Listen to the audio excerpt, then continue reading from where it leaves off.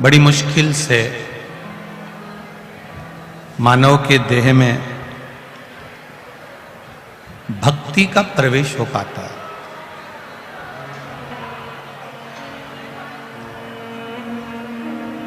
बड़ी मुश्किल से मिलती है अविरल भक्ति।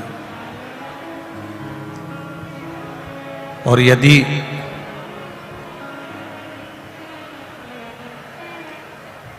एक बार हमारे जीवन में भक्ति का प्रवेश हो जाए, भक्ति हमारे भीतर अगर विराजमान हो जाए, तो फिर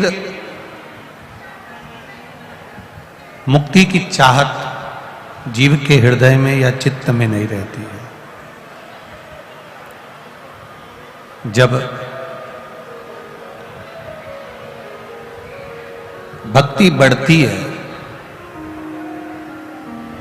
विश्वास बढ़ता है, भरोसा बढ़ता है, तो कहीं ना कहीं परमात्मा की अविरल कृपा हम जैसे जीवों पर होती ही है।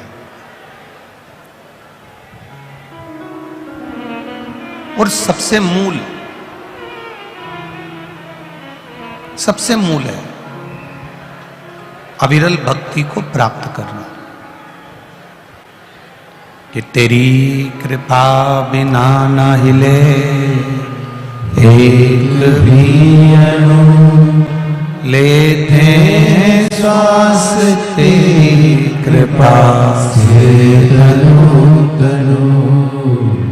बखान क्या करूं मैं राखों के ढेर का, चपटी भभूत में खजाना कुबेर का। हे गंगाधार मुक्ति द्वार ओमकार तू, भोले ओमकार तू। आयो शरण तिहारी शंभो तार तार तू। हम जब अविरल भक्ति की ओर बढ़ते हैं और भक्ति का यदि एक अंश भी हमारे भीतर अगर प्रकट हो जाता है,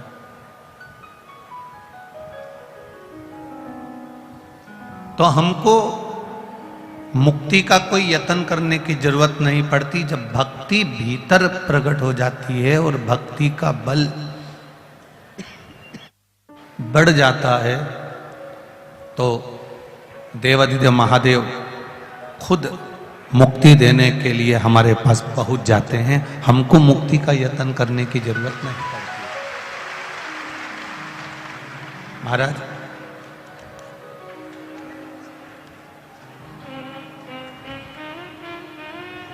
आप कहां जा रहे हैं?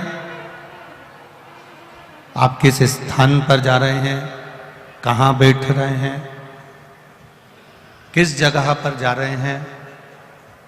आपका शरीर कहां पहुंच रहा है, उसकी मूलता नहीं है। ये चित्त, ये आत्मा, ये मन सही जगह पहुंच रहा है कि नहीं पहुंच रहा, वो मूल है।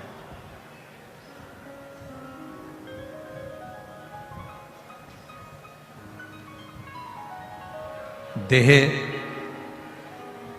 इस शरीर से हम कमाते बहुत हैं, एकाग्रित भी कर लेते हैं, पर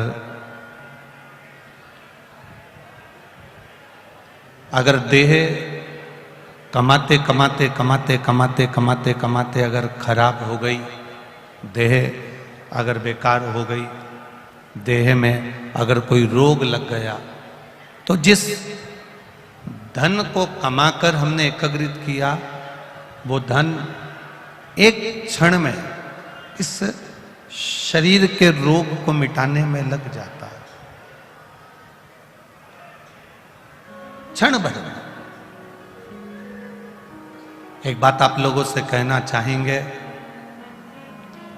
इस तपती हुई गर्मी में, धूप में, सवेरे 7-7, 6-6 बजे से आप लोग यहां पर आकर बैठे हो। 3 घंटे की कथा है, आधा घंटा आशीष भैया ले लेते हैं, 2.5 घंटा बचता है। उसमें भी एक दूसरे को चिल्लाने में, बोलने में समय बर्बाद ना करते हुए अपना पेट्रोल लगा कर आए हो, डीजल लगा कर आए हो, घर छोड़ कर आए हो, उसकी 2.5 घंटे की कथा को अपने दिल में ऐसा बिठा लो कि मेरा महादेव तुम्हारी झोली भर कर यहां से दे। और बीच बीच में जितने भी लोग इधर उधर खंबे में या कहीं खड़े हैं, किसी को देखने में परेशानी हो रही है तो आप बैठ जाओ, ठीक है, आप लोग अपने स्थान पर बैठ जाओ। अगर किसी को कष्ट हो रहा है आपके कारण तो आप वहां पर बैठ जाओ, जिससे आप लोग कथा का लाभ ले सकें। बड़ी मुश्किल से, ना जाने कौन सा भाग्य होगा बदनावर वालों का, जो ये कोटेश्वर में शिव महापुराण की कथा का आयोजन हो रहा है। ये तो शिव की कृपा है।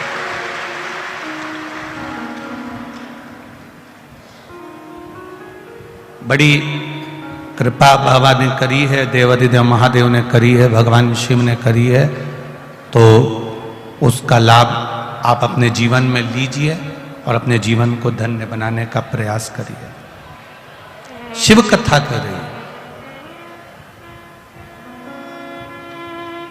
ब्रह्मा जी ने सृष्टि की रचना करी है। कभी कभी अच्छा कर्म करते करते भी व्यक्ति के मन में कहीं अहमता का भाव प्रकट हो जाता।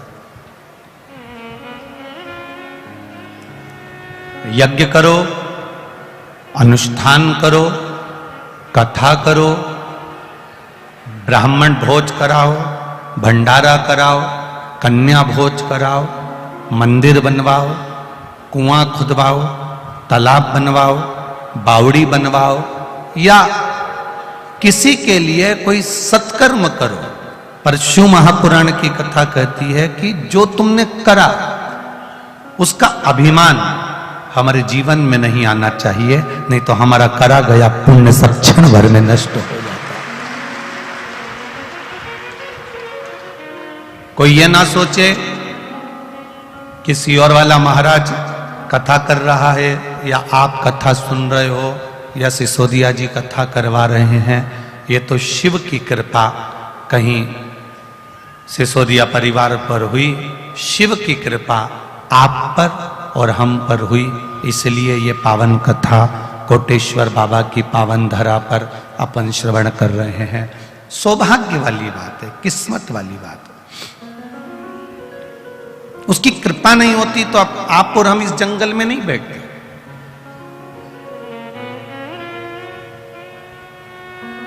अब अपना घर छोड़कर, अपना परिवार छोड़कर, अपना कुल छोड़कर, अपने परिवार को छोड़कर, बच्चों को छोड़कर, पूरे परिवार को छोड़कर आप यहाँ जंगल में आकर कोटेश्वर की पावन धरा पर बैठे हो, तो कुछ तो शिव जी की कृपा होगी, शंकर जी की उदारता होगी।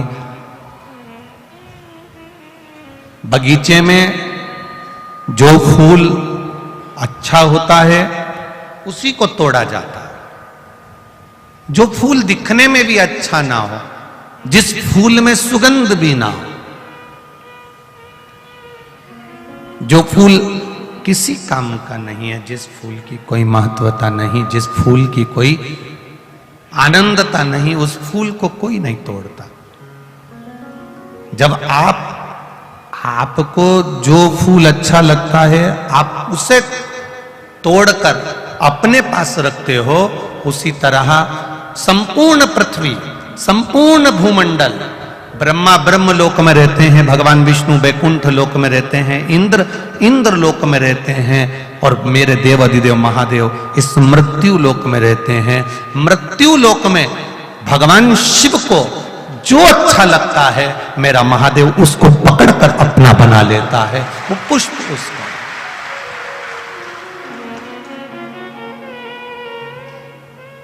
ये शिव की कृपा से, ये उनकी उदारता से, ये उनकी करुणा से प्राप्त है।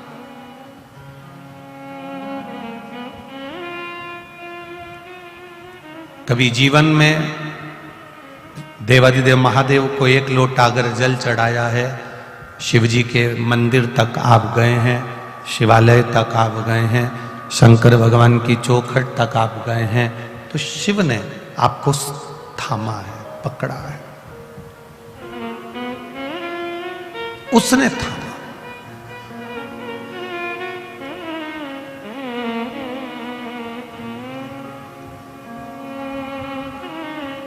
कई लोग कहते हैं गुरुजी हम मंदिर जाते हैं, पर शिव महापुराण की कथा कहती है आप कभी मंदिर नहीं जाते, देवाधिदेव महादेव आपको बुलाते हैं तब आप जाते हो, नहीं तो आप मंदिर भी नहीं जा सकते। आप ये जरूर कहते हो कि हम मंदिर जाते हैं, मैं रोज मंदिर जाती हूं, मैं रोज आराधना करती हूं, मैं रोज पूजन करती हूं, मैं रोज अर्चना करती हूं, मैं रोज भगवान की सेवा करती हूं, मैं रोज भगवान की आराधना करती हूं। जब तक वो ना चाहेगा तब तक आप नहीं कर सकते।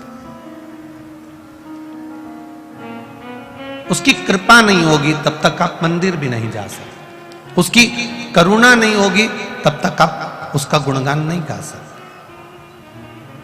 ब्रह्मदेव भगवान विष्णु से कहते हैं कि आपके पिता कौन है?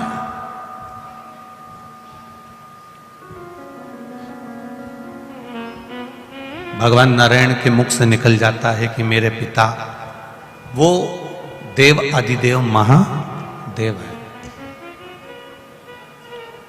जिसको अपना गोत्र नहीं मालूम होता, जिसको अपना कुल नहीं मालूम होता, जिसको अपना सरनेम नहीं मालूम होता, जिसको अपना गोत्र का स्मरण नहीं होता, तो ब्राह्मण देवता भी कह देते हैं एक काम करो, शंकर भगवान का नाम ले लो, शिव जी का नाम ले लो, भगवान उमापति का नाम ले लो, उसका गोत्र सबका गोत्र है।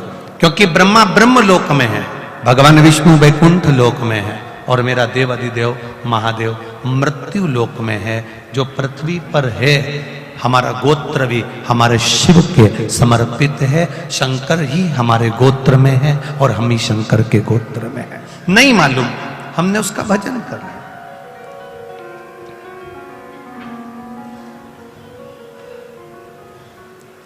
अर्जुन से हमको एक बात सीखना चाहिए। अर्जुन का एक निर्णय सबसे प्रबल निर्णय था, और अर्जुन ने सबसे बड़ा अगर कोई निर्णय लिया था तो वो एक निर्णय लिया था कि मुझे कृष्ण चाहिए,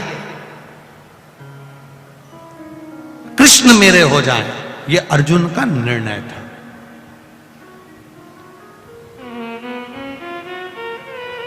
एक प्रबल निर्णय अर्जुन ने ले लिया कि कृष्ण मेरे होना चाहिए, कृष्ण मेरे हो जाएं और कृष्ण मेरे हो रहे। ये अर्जुन ने निर्णय लिया कि मुझे कुछ चाहिए तो कृष्ण चाहिए। बस अर्जुन ने एक निर्णय लिया था कि मुझे कृष्ण चाहिए, और भगवान कृष्ण अर्जुन के हो गए थे। फिर अर्जुन ने कोई निर्णय नहीं लिया, बाकी के निर्णय भगवान कृष्ण ने लिए, अर्जुन चुप बैठे रहे। फिर अर्जुन ने कोई निर्णय नहीं लिया, जितने निर्णय लिए वो भगवान कृष्ण ने लिए। अर्जुन ने एक निर्णय ले लिया था कि मुझे कृष्ण चाहिए, और एक निर्णय प्रबल निर्णय आपके पास में अगर आ जाता है तो बाकी के निर्णय आपको नहीं लेना पड़ते, बाकी के निर्णय देवाधिदेव महादेव लेते हैं। आप कृष्ण को चुन लिए, आपने राम को चुन लिया, आपने शिव को चुन लिया, आपने रामायण को चुन लिया, आपने श्रीमद् भागवत को चुन लिया, आपने शिव महापुराण को चुन लिया। आपने एक निर्णय ले लिया कि शिव मेरे हैं, मैं शंकर के मंदिर जाती हूं, मैं शंकर को जल चढ़ाती हूं, शंकर भगवान पे एक बेलपत्र चढ़ाती हूं, शिव जी को एक चावल का दाना समर्पित करती हूं, शंकर भगवान को एक धतूरा समर्पित करती हूं, शिव जी को मैं अपना बना रही हूं। एक निर्णय, आपने एक निर्णय प्रबल निर्णय ले लिया कि मैंने शिव को अपना बना लिया, मुझे शिव चाहिए। बस बाकी के जितने निर्णय, आवाज पकड़ रहा है, बाकी के जितने निर्णय हैं वो सारे निर्णय कोई दूसरा नहीं लेगा, देवाधिदेव महादेव लेगा। अब उसके भरोसे मेरे बाबा दया करना, मैं तेरे भरोसे हूँ, मेरे बाबा दया करना, मैं तेरे भरोसे हूँ, ना घर के भरोसे ना परिवार के भरोसे हो, ना घर के भरोसे हो, ना परिवार के भरोसे हो, मेरे बाबा दया करना, मैं तेरे भरोसे हूँ, मेरे बाबा दया करना, मैं तेरे भरोसे हूँ। आपने चुन लिया देवाधिदेव महादेव को, आपने चुन लिया भगवान शिव को, फिर आपने निर्णय ले लिया कि शिव के मंदिर जाना है, शंकर की आराधना करना है, शिव तत्व को जानना है, फिर शंकर निर्णय करेंगे कि आपका करना क्या है।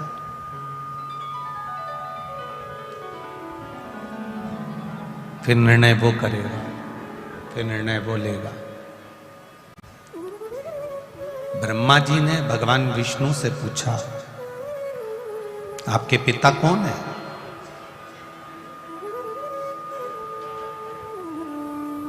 कहा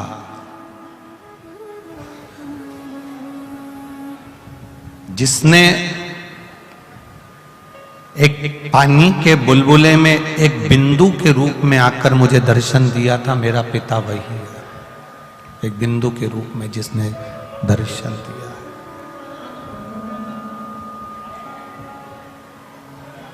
बिंदु के रूप में।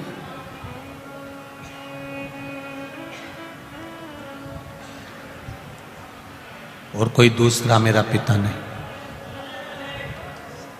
उसी को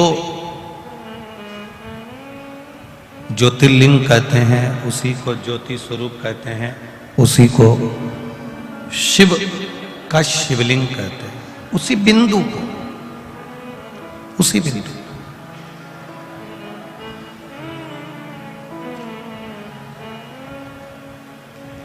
अब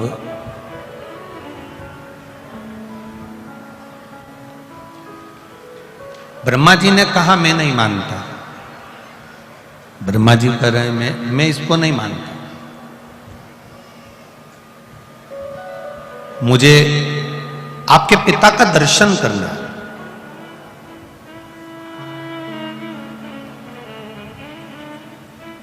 भगवान विष्णु ने कहा चलो, सर्वस्व वही विराजमान है, कण कण में वही बैठा हुआ है, चप्पे चप्पे में वही बैठा हुआ है, हर जगह पर वही बैठा हुआ है। करो दर्शन, चलो मैं करा देता हूं। एक विशाल पर्वत को ब्रह्मा और विष्णु ने घुमाना प्रारंभ करा। ब्रह्मा और विष्णु ने जब विशाल पर्वत को घुमाना प्रारंभ करा, तब उसमें से एक अग्नि का खंभ प्रकट हो गया, और अग्नि के खंभ ने एक लिंग की आकृति प्रकट हो गई, और लिंग की आकृति प्रकट होकर भगवान देवाधिदेव महादेव ने ब्रह्मा जी और भगवान विष्णु के सामने कह दिया कि आज मुझे प्रकट करा है ब्रह्मा और विष्णु ने, मुझे प्रकट करा है ब्रह्मा और विष्णु ने।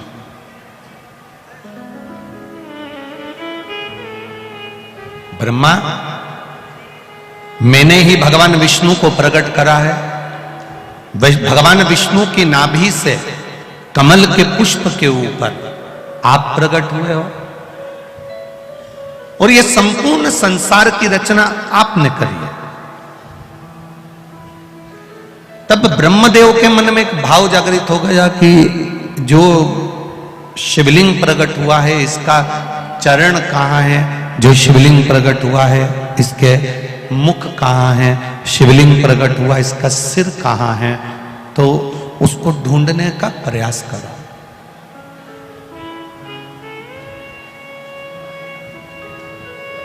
भगवान विष्णु से ब्रह्मा जी ने कहा कि आप कहां जाना चाहेंगे? बाहर की आवाज अंदर आ रही है पर अंदर की आवाज नहीं क्लियर आ रही है और आवाज बेस ज्यादा।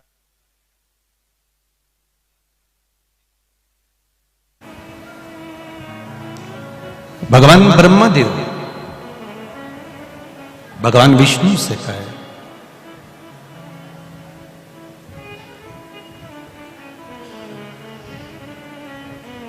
आप शीश का दर्शन करने जाएंगे कि चरण का दर्शन करने जाएंगे?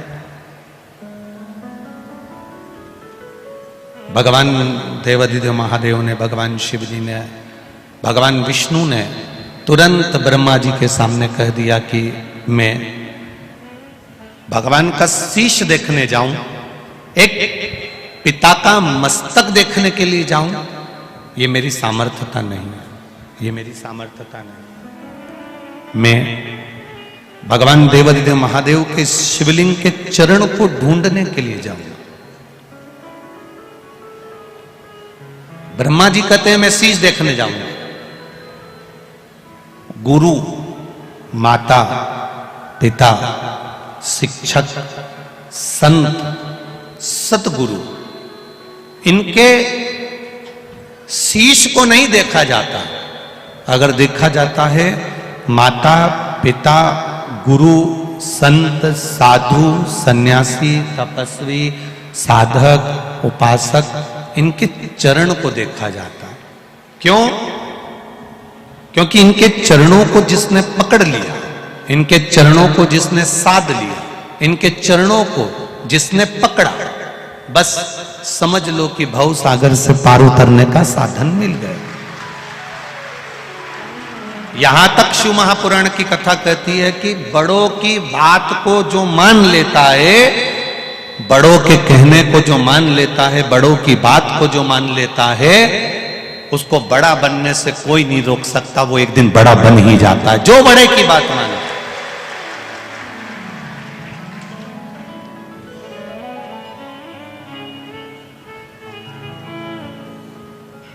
कई बहुओं की आदत रहती है, सास की बात उन्हें बुरी लगती है, ससुर की बात उन्हें बुरी लगती है, घर के बुजुर्ग की बात उन्हें बुरी लगती है, पड़ोसन ने कुछ कहा अच्छी लगेगी, मौसी सास ने कहा अच्छी लगेगी, मामा ससुर ने कहा अच्छी लगेगी, फूफा सास ससुर ने कहा अच्छी लगेगी, दूसरा कह रहा है ना अच्छी लगेगी, पर वही बात अगर सास कहे तो बुरी लगेगी। और बहू सोचती है कि मेरा नाम बहुत चलना चाहिए, मैं बिल्कुल सास जैसी बन जाऊं, मैं बिल्कुल सास की तरह हो जाऊं, चाबी का गुच्छा मेरे कमर में आ जाए और मेरी बात सब माने। तो मेरा निवेदन है, आप जिस दिन घर के बड़ों की बात मानना चालू कर दोगे, उस दिन आप अपने आप बड़े बनते चले जाओगे, आप छोटे नहीं रहोगे। आप छोटे नहीं रहोगे, आप बड़े बनते चले जाओगे, बड़े की ओर, उन्नति की ओर बढ़ते जाओगे।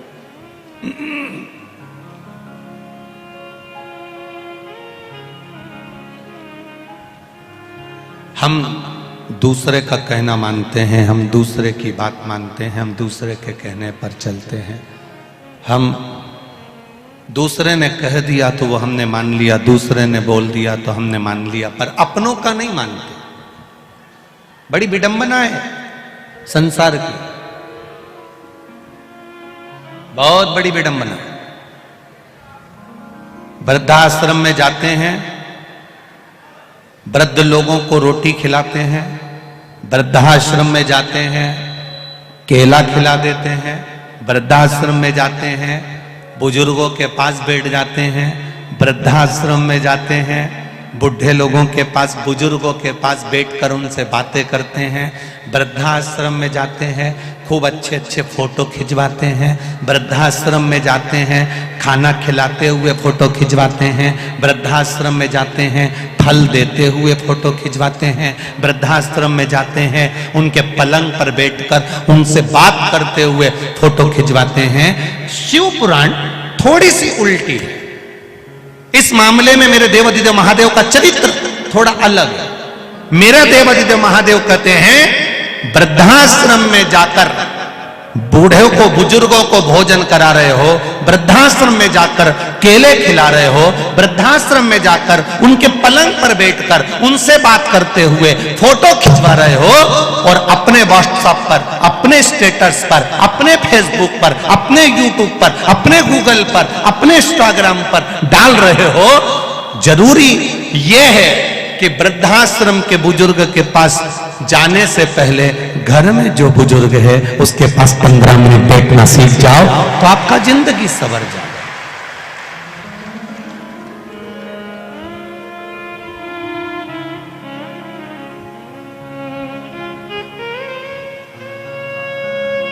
घर में बुजुर्ग बैठे हैं, घर में बुजुर्ग विराजमान है, वो इंतजार कर रहे हैं कि 5 मिनट मेरा बेटा मेरे पास बैठे, मेरे से मेरे दिल की बात करे। ए नाना, ए नंगा, ए छोरा इधर आ, बेटा इधर आ, बाबू इधर आ। वो बिठाए, ये दौड़ के चले जाए। मम्मी टाइम नहीं है, पिताजी समय नहीं है, भागा भागा भागा भागा, बस यहाँ जाए वहाँ जाए, दोस्त के जाए, काम पर जाए, धंधे पर जाए, बिजनेस पर जाए, फैक्ट्री पर जाए, यहाँ जा वहाँ जा, पूरी जिंदगी बस केवल दौड़ रहा है, दौड़।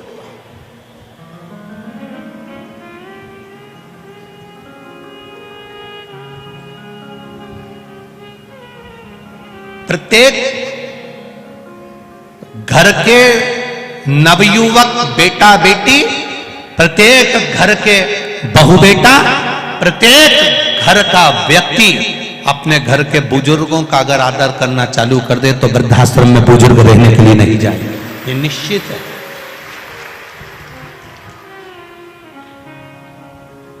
दूर के ढोल,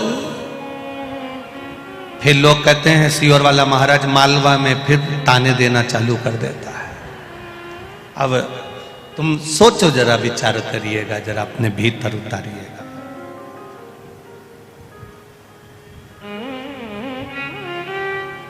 सफेद कपड़े में दाग लग जाए तो परिवार वालों को शर्मिंदा होना पड़ता है, समाज वालों को शर्मिंदा होना पड़ता है, कुल वालों को शर्मिंदा होना पड़ता है।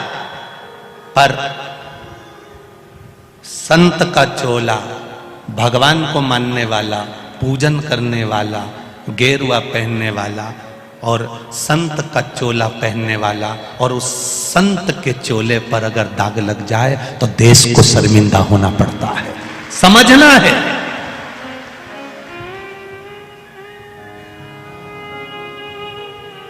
कलकत्ता में कहा था ढोंग की जिंदगी जीने से अच्छा है, बोलो बोलो जम के बोलो, ढंग की जिंदगी जीना चालू कर दो, तुम्हें ढोंग की जिंदगी जीने की जरूरत नहीं पड़ेगी।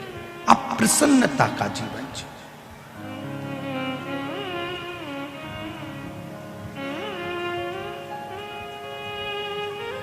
हम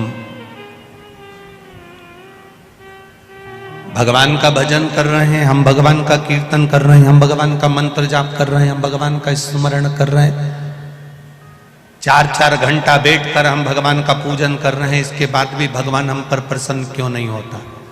कारण क्या है? क्योंकि हमने शरीर से परमात्मा को बुलाना चाहा, परमात्मा को पाना चाहा, पर मन से नहीं बुला पाए। मीरा ने मन से परमात्मा को बुलाया था, नरसिंह मेहता जी ने मन से भगवान को बुलाया था। नरसिंह जी तो सांवरिया सेठ का भजन करते थे, पर उनके भाई ने जब धक्का देकर निकाला, उनकी भाभी ने जब धक्का देकर निकाला तो नरसिंह जी सांवरिया जी के मंदिर जाना था, पहुंच गए थे शंकर जी के मंदिर में। शिव जी के मंदिर में शंकर के शिवलिंग को रात भर आंखों से आंसू बहा बहा कर निला रहे थे और रो रहे थे, मेरा कोई नहीं है, मेरा कोई नहीं है। जैसे एक मुर्दे को शमशान में छोड़कर आते हैं, घर पर आकर सब पूड़ी और सब्जी खाते हैं, चाय पीने वाले चाय पीते हैं। ऐसा कोई नहीं कि घर में मुर्दे को छोड़कर आने के बाद कोई घर का ऐसा व्यक्ति बता दो जिसने पूड़ी सब्जी नहीं खाई, चाय नहीं पी, पानी नहीं पिया। ऐसा कोई व्यक्ति नहीं है। आग लगा के आएंगे और अंदर आवाज दे देंगे, चाय देख लो चाय। आग लगा के आएंगे और पास वाले पड़ोसी मोहल्ले वाले रिश्तेदार पूड़ी सब्जी लाकर दे देंगे। लोग साहब अब आंख में से आंसू बहाता जाए और पूड़ी सब्जी निपटाता जाए। कौन देखे तुमको? और फिर छोरा से कह दिया, नाना इनंगा थोड़ा नमक ला दे। अभी डोकरा के निपटा के आया, अभी शमशान छोड़ के आया और अब क्या कह रहा है, सब्जी में नमक, थोड़ा नमक ला दे। वो छोरा नमक ला के दे दिया, इन्हें बुड़का के और खाता जाए। कौन याद करे? अरे अंत समय प्रभु आना पड़ेगा, वचन दिया तो निभाना पड़ेगा। आए ना आए प्रभु कुटुंब कबीला, अंत समय प्रभु आना पड़ेगा, वचन दिया तो निभाना पड़ेगा। बस यही जीवन है हमारा, यही मानव का शरीर है हमारा, यही जिंदगी है हमारी।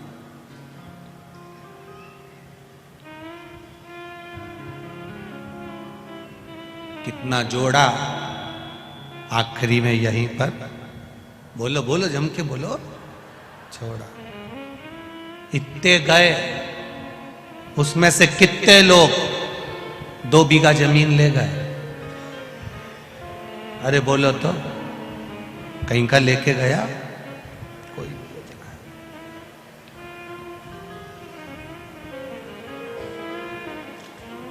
कौन लेके जाएगा? सब छोड़ दिया।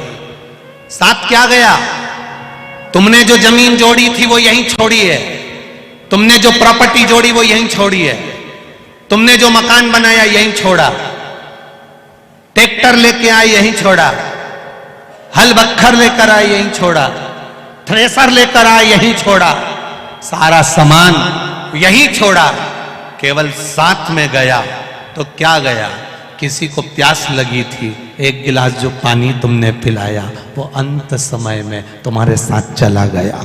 कहीं बैठकर सत्संग किया वो तुम्हारे साथ चला गया, कहीं स्मरण किया वो तुम्हारे साथ चला गया। हम कभी ये नहीं कहते कि आप अपना घर छोड़ दो या परिवार छोड़ दो या रिश्ते छोड़ दो या नाते छोड़ दो या अपना गांव छोड़ दो। हम तो कहते हैं अपने घर में रहो, अपने रिश्तों में रहो, अपने कुटुंब में रहो, अपने परिवार में रहो। कोई कितना भी तुमसे कह दे, अगर घर में झगड़ा भी हो जाए और पति कह दे कि जा तू तो अपने मायके जा, मत जाना, वहीं छाती पे मूंग दलना पर नहीं जा, मत जाओ। घर में सास बहू का झगड़ा हो जाए, जरा जरा सी बात में झगड़ा कर कर मायके मत जाओ। क्यों मायके जाएं? जब मायके वालों ने कन्यादान कर कर यहां भेज दिया है तो मैं तो यही रहूंगी। कितना भी झगड़ा हो जाए, कितना भी विवाद हो जाए, 2 चीजें याद रखना, एक भोजन मत छोड़ना और एक दरवाजा मत छोड़ना। घर छोड़कर मत जाना और खाना मत छोड़ना। जितनी ज्यादा लड़ाई हो उतनी रोटी में घी लगा के खाओ, उतनी खाओ। क्यों? क्योंकि दूसरे दिन फिर एनर्जी चाहिए, तो रोटी नहीं खाएंगे तो एनर्जी कहां से आएगी? तो तुम तो अच्छी रोटी का नमक मिर्ची डाल के फिंगर बना के, कोई नहीं देखेंगे तो अपने निपटा के बोल तो जरा, फिर तैयार। अपने को नहीं सोच। आग लगे बस्ती में, अपन रहो मस्ती में, क्या किसको रोइए, चादर तान के सोइए।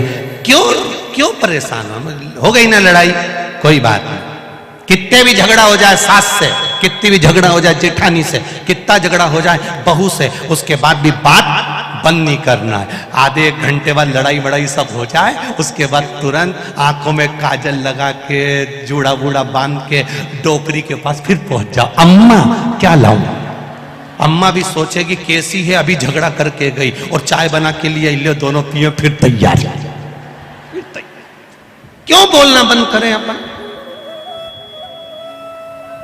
किस लिए बोलना बंद?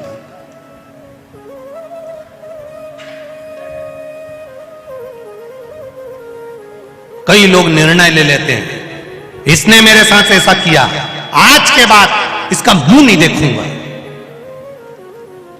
निर्णय ये लेना था, इसने मेरे साथ ऐसा करा, अब तो इसके रोज इसके सामने जाऊंगा और इसके साथ शंकर जी को जल चढ़ाने जाऊंगा, मेरा महादेव जवाब देगा, मुझे जवाब देने की जरूरत नहीं पड़ेगी।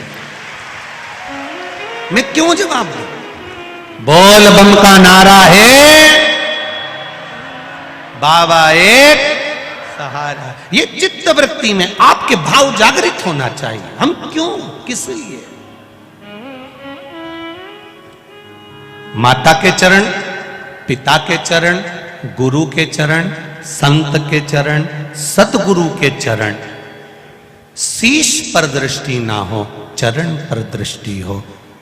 राम जी की कथा कहती है, रावण जब अंत समय में जमीन पर पड़ा था, तब राम जी ने लक्ष्मण जी से कहा था, जाओ, विद्वान है रावण, बहुत विद्वान है रावण, जाओ उसके पास थोड़ा सा ज्ञान लेकर आओ। लक्ष्मण जी गए थे, रावण के सिर के पास जाकर खड़े हो गए थे। रावण ने मुंह फेर लिया था कि लक्ष्मण, तो इतने बड़े बड़े गुरु का चेला है, तुझे इतना सा ज्ञान नहीं है कि किसी विद्वान के पास जाते हैं तो उसके सिर पे नहीं बैठते, उसके चरणों में बैठते हैं। और लक्ष्मण का मुंह देखकर रावण ने मुंह फेर लिया। लक्ष्मण गुस्से में राम जी के पास पहुंचा और राम जी से जाकर कहा कि रावण को बहुत अभिमान है, उसने मुझे देखा और मुंह फेर लिया, उसने मुझे देखकर मुंह फेर लिया। इतने में राम जी ने कहा, लक्ष्मण, रावण को अभिमान नहीं है, अभिमान तो तेरे भीतर भरा हुआ है। गुरु के पास जब ज्ञान लेने के लिए जाते हैं तो उसके सिर के पास बैठते हैं, जा उसके चरण में जाकर बैठो, उसके चरणों में जाकर, उसके चरणों में जाकर विराजमान होइए, उसके चरणों में जाकर बैठ जाइए।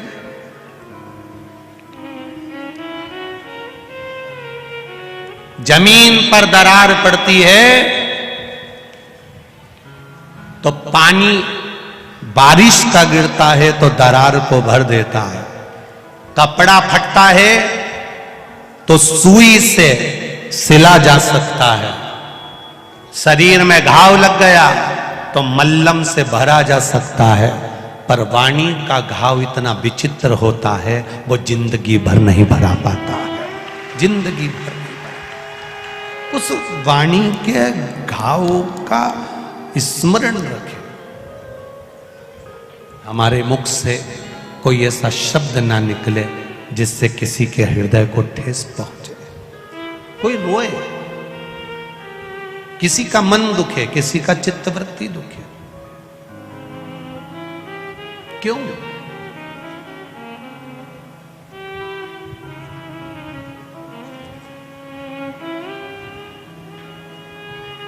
दो पुष्प ऐसे हैं जो भगवान शंकर को नहीं चढ़ाए जाते, एक केतकी, एक केवड़ा।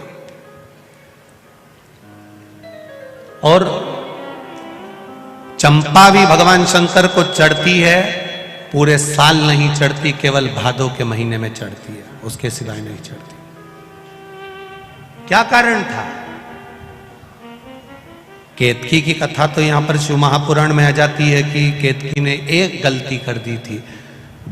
जब ब्रह्मा जी शंकर भगवान के शिवलिंग का दर्शन करने के लिए ऊपर जाते गए, शिवलिंग का छोर नहीं मिला, शीश नहीं मिला। ब्रह्मा जी गौ माता को लेकर आ गए। गाय चलो, पृथ्वी पर चलकर भगवान विष्णु के सामने कह देना कि ब्रह्मा जी को छोर मिल गया। गौ माता ने कहा मैं झूठ क्यों बोलूं? ब्रह्मा जी ने कहा तुझे एक रोटी दिलाऊंगा, प्रत्येक घर से तुझे खाने को रोटी मिलेगी। एक रोटी के चक्कर में गौ माता ने झूठ बोल दिया भगवान विष्णु के सामने। केवल एक रोटी के लिए गाय झूठ नहीं बोल रही है, एक रोटी के लिए संसार का मनुष्य भी झूठ बोलता है, दिन भर झूठ बोलता है, दिन भर। एक बार श्री हनुमान जी महाराज जब अयोध्या में राम जी का राज्य स्थापित हो गया, अयोध्या के राजा श्री राम बन गए, विराजमान हो गए। हनुमान जी घूमते रहते थे तो कपड़े की दुकान वालों ने हनुमान जी को रोक लिया। कपड़े वालों ने, किराने की दुकान वालों ने हनुमान जी को रोका, रोक कर पूछा क्यों रे हनुमान, तूने लंका कैसे जलाई थी? हनुमान जी ने कहा उनने मेरी पूंछ में कपड़ा बांधा, तेल डाला, आग लगाई, मैंने जला दी। रोज कपड़े वाले, किराने वाले हनुमान जी से रोज पूछते तूने लंका कैसे जलाई, लंका कैसे जलाई, लंका कैसे जलाई, हनुमान तूने लंका कैसे जलाई? हनुमान जी ने कहा उनने मेरी पूंछ में कपड़ा बांधा, तेल डाला, आग लगाई, मैंने जला दी। हनुमान ने कहा बस ऐसा? हाँ। किराने वाले, कपड़े वाले बोले एक बार जला के बता। हनुमान जी ने कहा बांधो कपड़ा। उन्होंने पूंछ में कपड़ा बांधा, तेल डाला, आग लगाई, हनुमान जी उन्हीं की दुकान में घुस गए। उन्हीं की दुकान में सारी किराने की दुकान, कपड़े की दुकान जितनी थी सब जल गई। सब दौड़कर राम जी के पास गए।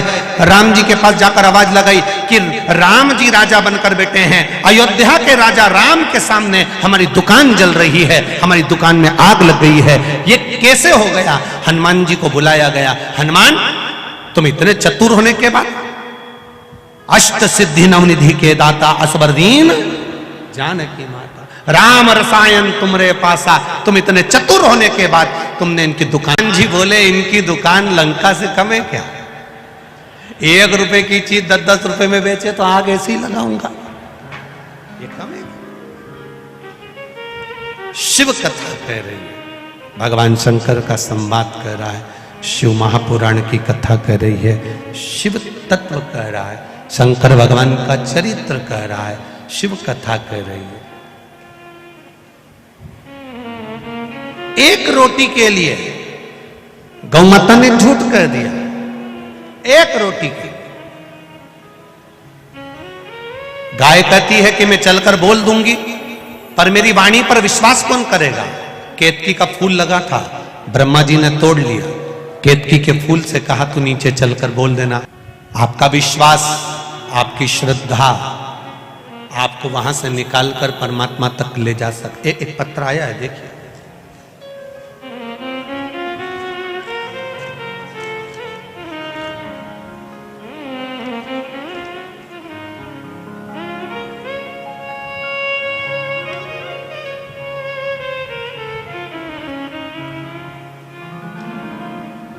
खुशहाल सिंह सिसोदिया, ठिकाना गावड़ी सिसोदिया,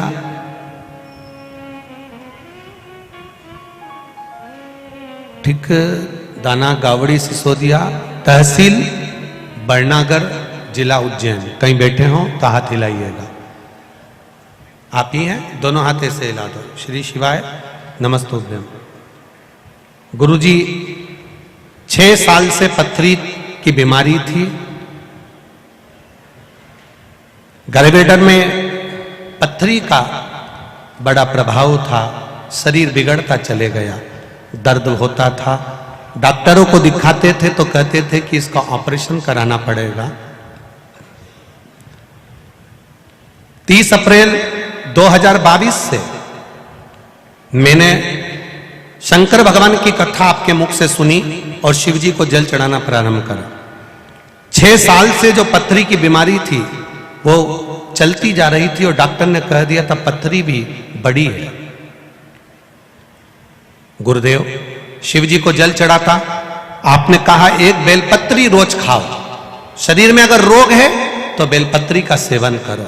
शंकर जी को जल चढ़ाता, आचमन करता, बेलपत्री खाता। गुरुदेव 30/12/2022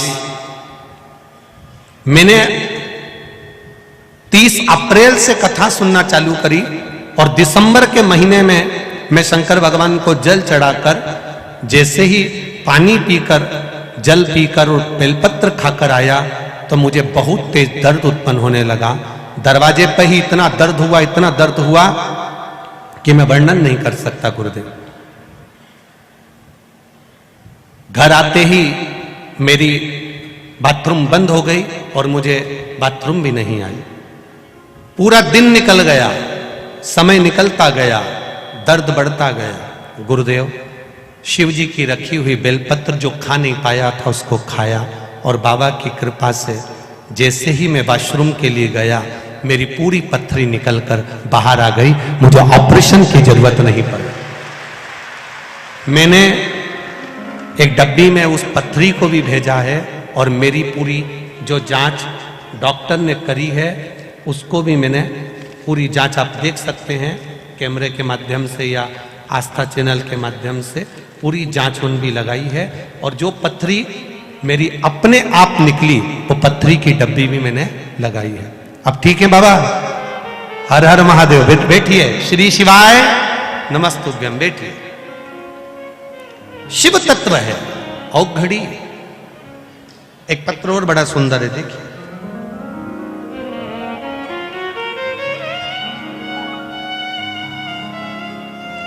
सतीश जी सेन, बदनावर।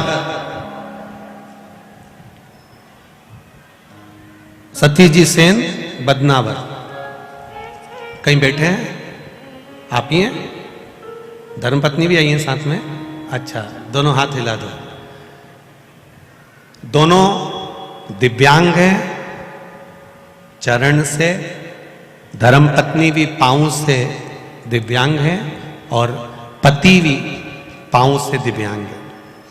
उसके बाद भी विश्वास देखिए देवादिदेव महादेव पर।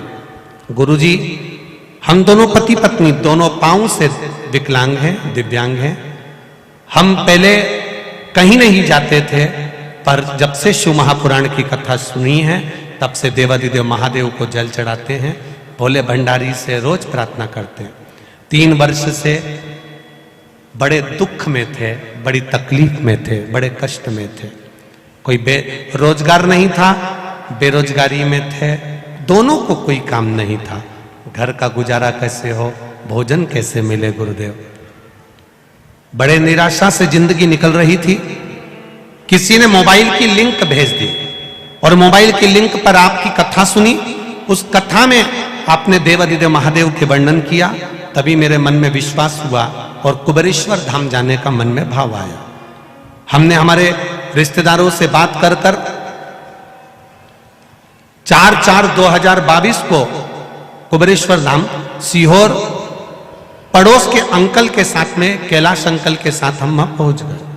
और बाबा की कृपा देखिए गुरुदेव, शंकर जी से कहकर आए थे बाबा हाथ पकड़ लेना, दोनों पांव से विकलांग हैं, ना कहीं काम करने जा सकते हैं, कहां ना कहीं मजदूरी करने जा सकते हैं, घर में पड़े रहते हैं, कोई ऐसा काम दे दो जिससे 2 रोटी मिल जाए। गुरुजी 4/4/2022 को हम वहां विनती कर आए। आप कहते हो 3 महीने में बाबा सुनता है। 3/8/2022 को हमारा एक लोडिंग रिक्शा बाबा ने दिलवा दिया, जिस रिक्शे का फोटो भी हम लगा रहे हैं। लोडिंग रिक्शा दिलवा दिया जो चलने लगा और मैं विकलांग होकर भी वो लोडिंग रिक्शा चलाने लगा और बाबा की कृपा से मेरा घर वापिस चमन हो गया और बाबा ने हमको साथ दिया। शिव तत्व औघड़ी। बैठिए सेन साहब, ठीक है। अब हर हर महादेव। शिव तत्व है जो दुनिया नहीं सोच सकती, वो मेरा देवादिदेव महादेव सोच लेता है। बस उस पर करा गया भरोसा, उस पर करा गया विश्वास हमें दृढ़ता देता है। दृढ़ता। शंभु शरणे मांगू घड़ी रे घड़ी दुख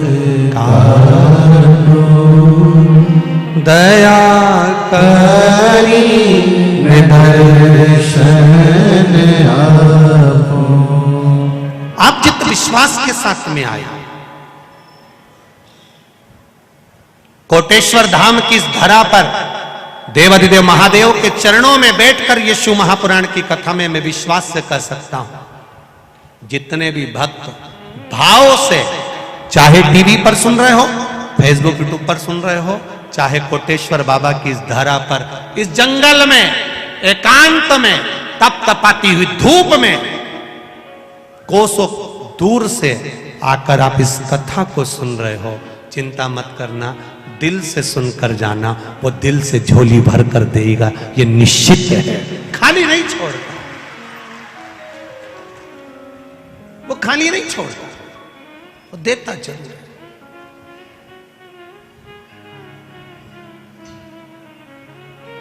दिखावे से परे हो जाओ। कई लोग ताना देंगे, क्या रखा है शिव जी के पास जाने से, शंकर जी को जल चढ़ाने से क्या मिलता है, शंकर भगवान के मंदिर जाने से क्या मिलता है, शंकर जी का गुणगान करने से क्या मिलता है, शिव तत्व को पाने से क्या मिलता है। ये पत्र, प्रतिदिन इतने पत्र आते हैं, ढेर लगा रहता है पत्रों का, सारे पत्र यहीं छूट जाते हैं। इन पत्रों में मोबाइल नंबर रहता है, एड्रेस रहता है, फोन नंबर रहता है। जिसके मन में संशय आता है वो इन पत्रों के माध्यम से उनके पास जाकर पूछ भी सकता है कि कहीं ये पत्र नकली तो नहीं है, कहीं ये पत्र गलत तो नहीं है। जाओ पूछो। बस निवेदन इतना है, ढोंग की जिंदगी में ना पड़ना, छल में ना पड़ना, अंधविश्वास में ना पड़ना, चमत्कारों के चक्कर में मत पड़ना।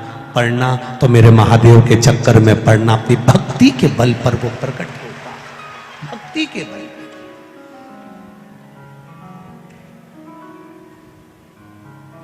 जितना बन सके उतना विश्वास, उतनी भक्ति धारण करिए, विश्वास धारण करिए, भरोसा धारण करिए। ये 5 दिन की कथा है, आज दूसरा दिन है, पंचपुष्प कथा चल रही है। उज्जैन में कथा है, उसकी कोई विशेष बात हमने का विशेष बस इतना ही है कि घड़ी खराब होती है तो उसको कपड़े की दुकान पर लेकर नहीं जाते, किराने की दुकान पर लेकर नहीं जाते, जिसने घड़ी बनाई है उसकी दुकान पर लेकर जाते हैं। तो जिसने पल बनाया, नक्षत्र बनाया, समय बनाया, काल बनाया, उस महाकाल के दरवाजे पर कथा सुनने को मिल रही है। तो घड़ी तो सुधारेगा, घड़ी सुधरेगी। अब घड़ी की दुकान पे घड़ी जाएगी। ये शिव तत्व है।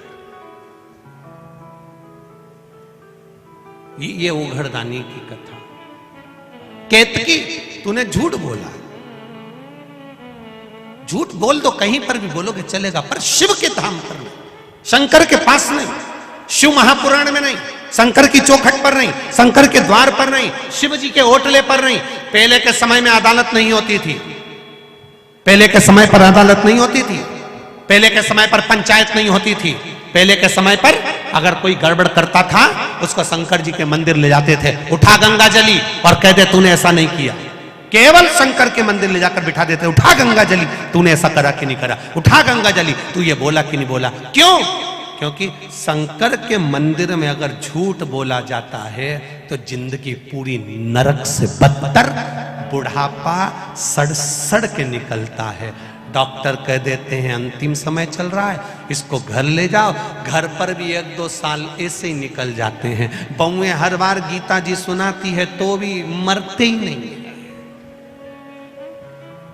गंगा जली 4-5 बार पिला दी तो भी प्राण नहीं छूटते, गाय दान करा दी तो भी प्राण नहीं छूटते, सब कुछ कर दिया इसके बाद भी प्राण नहीं छूटते।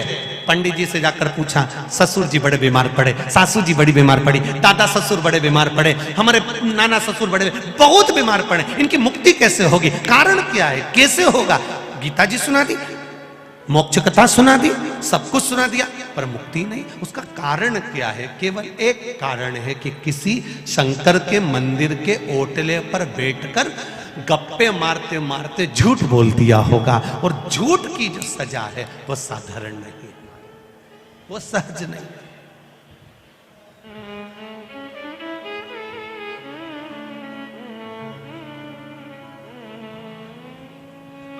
वो सहजता नहीं है।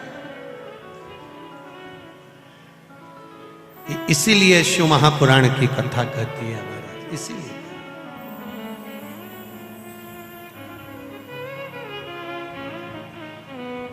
भगवान शंकर की अविरल भक्ति का।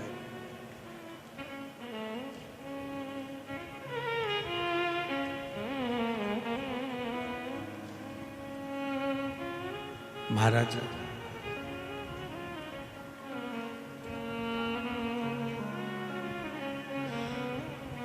केतकी सारे देवताओं पर चढ़ेगी, शंकर पर कभी नहीं चढ़े।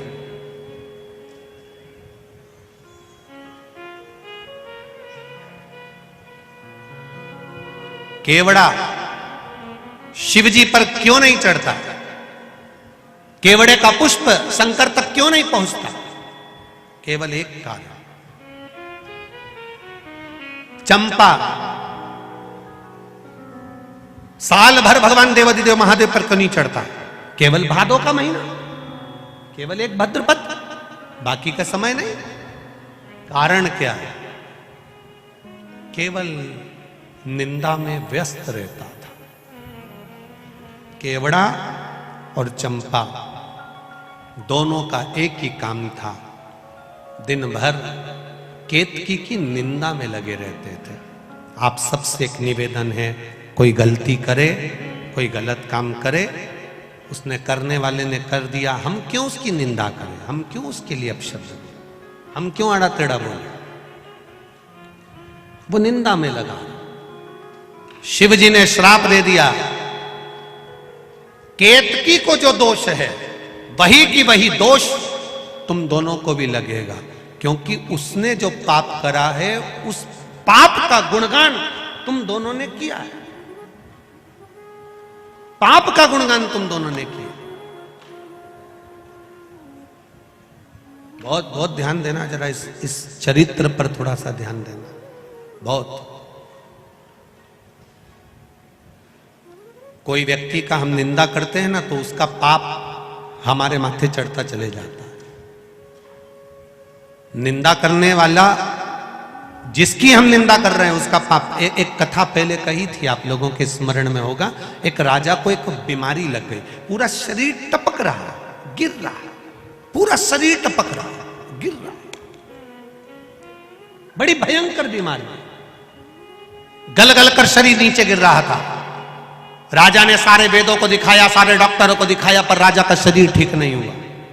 आखिरी में राजा ने विचार कर, अब करूं तो करूं क्या? गुरु जी के पास गया, गुरुदेव मेरे शरीर में एक रोग लग गया, शरीर टपक टपक कर जमीन पर गिर रहा है, गुरुदेव मेरा शरीर गल रहा है, गुरुजी आप बताओ, कुछ अच्छा बता दीजिए। गुरुजी ने कहा, राजन तेरा शरीर गिर रहा है? हाँ। टपक रहा है? हाँ। शरीर गल रहा है? हाँ। राजन तेरा भाई था ना, वो तो मर गया, भाभी कहां है? घर में। राजन एक काम कर, जहां जिस कक्ष में तेरी भाभी सोती है उस कक्ष के बाहर रात्रि के समय पर जाकर दरी बिछाकर सोना चालू कर दे। किसी को बताना मती, किसी को बोलना मती, किसी से कुछ कहना मती, बस भाभी के कमरे के बाहर जाकर सोना चालू कर दे। ठीक है महाराज, इससे अच्छा हो जाऊंगा? बिल्कुल अच्छा हो जाएगा, जा सो। अब गुरु जो बताता है बड़ा विचित्र बताता है। दुनिया के लोगों को भले लगता है क्या शंकर जी को जल चढ़ाने से ऐसा हो सकता है, क्या बेलपत्र चढ़ाने से ऐसा हो सकता है, क्या धतूरा चढ़ाने से ऐसा हो सकता है, क्या शहद चढ़ाने से ऐसा हो सकता है, क्या चावल का दाना चढ़ाने से ऐसा हो सकता है, क्या शंकर जी के मंदिर में सफाई करने से, शिव जी के मंदिर को धो देने से, शंकर के मंदिर को साफ कर देने से क्या हमारी बीमारी समाप्त हो सकती है? क्यों नहीं हो सकती? अगर गुरु कह रहा है तो समझो, क्यों नहीं हो सकती? जाओ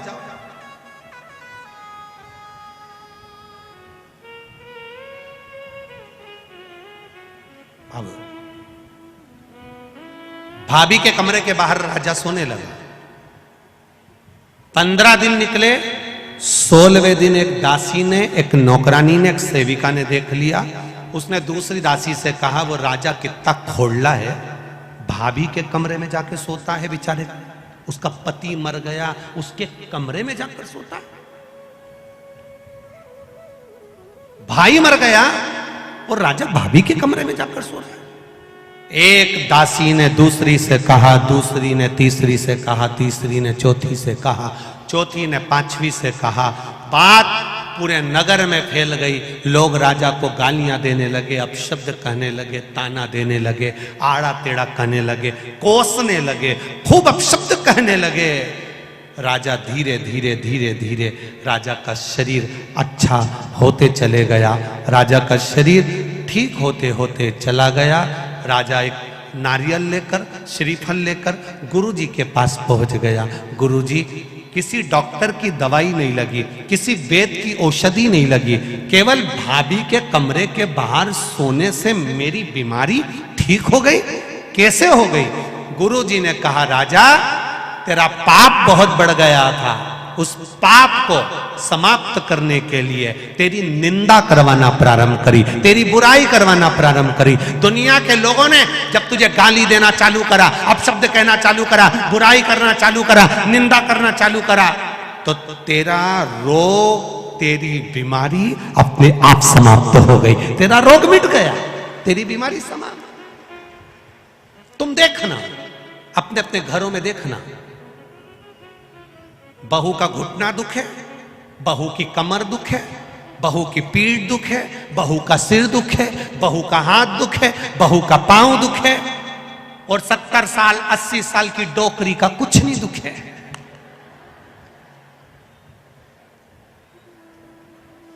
वो बूढ़ी अम्मा का कुछ नहीं दुखता, वो माता का कुछ नहीं दुखता। कारण क्या है? कभी तुमने सोचा? अरे ओ बदनावर वालों, कभी विचार करा कि सास का कुछ नहीं दुखता? सवेरे 4 बजे 5 बजे उठती, झाड़ू लगा लेती, दांत अभी तक जोरदार, चना भी खा जाती, और तू देखे तो 2-3 बार तो कुल्ला करके आती। आंखें इतनी बढ़िया कि अभी भी सुई में धागा पिरो ले, और तू सुई में धागा पिरोए तो 2 बार चश्मा को उतार के साफ करके फिर चढ़ा ले। कभी विचार करा? सुबह 4 बजे से घर की बुजुर्ग मां काम में लग जाती है। 4 बजे से गोबर, झाड़ू, बर्तन, ये वो करते करते करते करते सवेरे जल्दी नहा नुआ के मंदिर जाके फिर आके काम में लग जाए। रात को सोते सोते तक भी कोई काम बता दे तो वो काम कर दे। मेहमान आए, पानी पिला दे, रोटी बना दे, सब्जी बना दे, खिला खिलू के नची।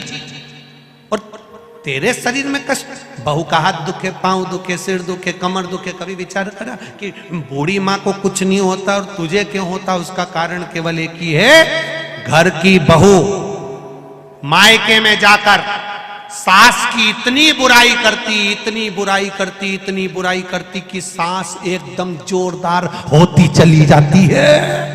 सास बीमारी नहीं होती, क्योंकि बुराई करते करते करते करते उसके पूरे रोग, पूरी बीमारी समाप्त। इसलिए सास होन आज भी एकदम ओल्ड इज गोल्ड, आज भी जोरदार। अब मेरा बहुओं से निवेदन है, सास को जल्दी निपटाना है तो बुराई बिल्कुल मत करो। तुम जितनी जितनी बुराई करोगे ना, सास उतनी जोरदार खजूर वाली चोटी बना के, हार वार पहन के, झामर झुमका पहन के चलेगी। और तुम बुराई करना बंद कर दोगे तो सास भी धीरे धीरे धीरे धीरे धीरे धीरे फिर पलंग पे मिलेगी। अगर तुम जितनी बुराई करोगे उतनी वो रसोई घर में मिलेगी। जल्दी निपटाना है तो बुराई करना मत करो। क्यों करूंगा? शिव पुराण कह रही है, हम किसी की बुराई करते, हम किसी की निंदा करते, हम किसी की चुगली करते, हम किसी का अपशब्द कहते हैं, केवड़े ने और चंपा ने केतकी के फूल की बुराई करी, और वो बुराई करी, इतनी करी, इतनी करी, इतनी करी, इतनी करी कि शंकर जी ने कह दिया इसका पाप इसके माथे चढ़ जाए, ये भी पापी कहलाएगा, इसको भी दोष लगेगा, इसको भी चढ़ाने वाला दोष ग्रसित होगा, केवल उसका पाप इसके माथे चढ़ जाए।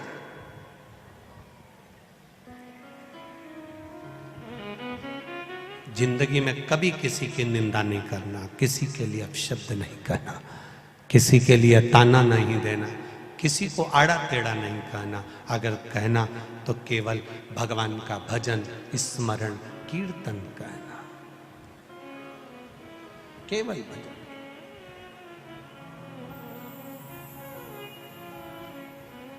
उसकी भक्ति, उसका स्मरण, उसका मंत्र जाप, उसका कीर्तन,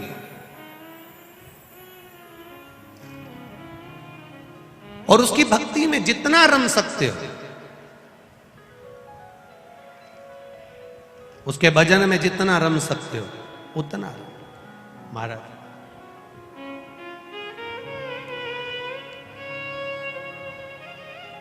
वो कहते हैं ना, मीराबाई को लोगों ने ताने पर ताना दिया, गाली पर गाली दी, अपशब्द पर अपशब्द किया, पर मीराबाई भगवान की भक्ति में रमी रही, लगी रही।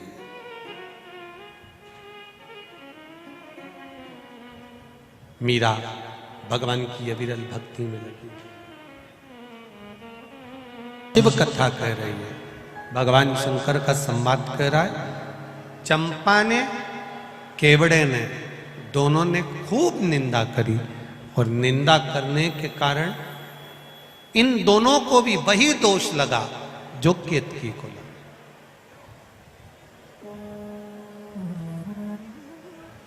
शिव निंदा करने वाला, शिव निंदा सुनने वाला, दोनों ही दोष। शिव कथा कह रहे हैं,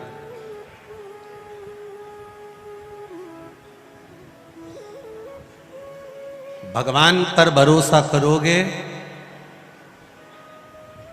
तो तर जाओगे, दुनिया पर भरोसा करोगे तो एक ना एक दिन खड्डे में डूब के मर जाओगे।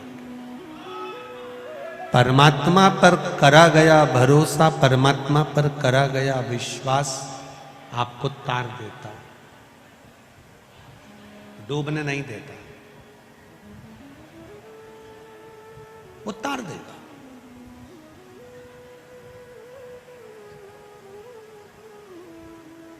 शिव कथा कह रहे हैं,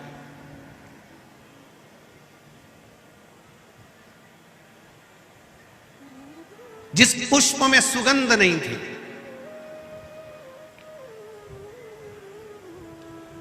जिस पुष्प की सुगंध भी नहीं है,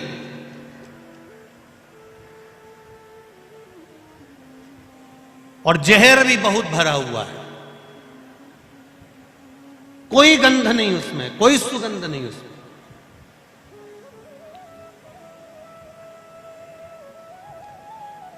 केतकी, केवड़ा, चंपा, ये तीनों जब एक सभा में बैठते थे तो इन तीनों के चेहरे पर एक साधारण से पुष्प को देखकर हंसा करते थे, जिस पुष्प का नाम था कनेर का पुष्प, पीला कनेर।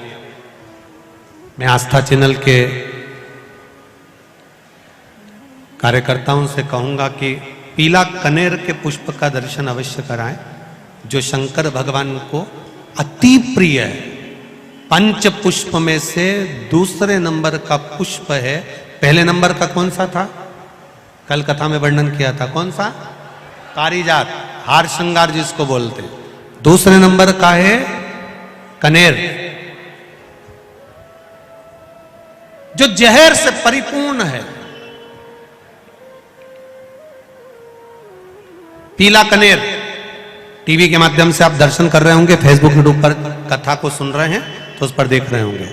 एलसीडियां जो लगी हुई हैं, एलईडियां, उस पर भी आप लोग आराम से दर्शन कर रहे होंगे। पीला कनेर,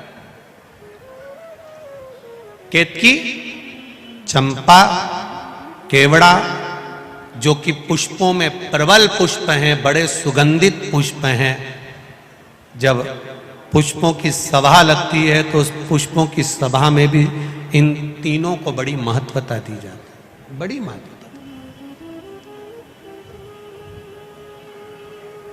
मुस्कुरा रहे हैं, हंस रहे हैं।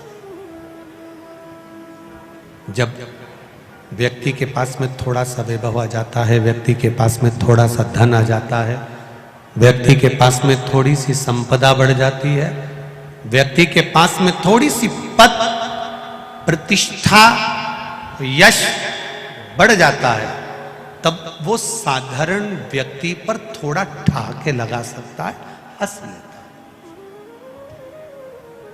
पर ये नहीं जानता सारे देवता अच्छी अच्छी वस्तु को भले अपने पास रख लेते होंगे, पर मेरा महादेव जो किसी काम की वस्तु नहीं है, मेरा महादेव उसको अपने पास में रख लेता है। जो कोई काम का, जिसका कोई कीमत नहीं, जिसकी कोई महत्वता नहीं। धतूरे की कोई कीमत होती है क्या? अरे बोलो, जम के बोलो जरा। नहीं। बेलपत्र की कोई कीमत, डमरू की कोई कीमत, त्रिशूल की कोई कीमत, सांप की कोई कीमत, भभूति भस्म की कोई कीमत, मुंडमाला की कोई कीमत, जिसकी कोई कीमत ही नहीं है, जिसको दुनिया ने नकार दिया, जिसको दुनिया ने धक्के मार कर निकाल दिया। शिव महापुराण की कथा कहती है,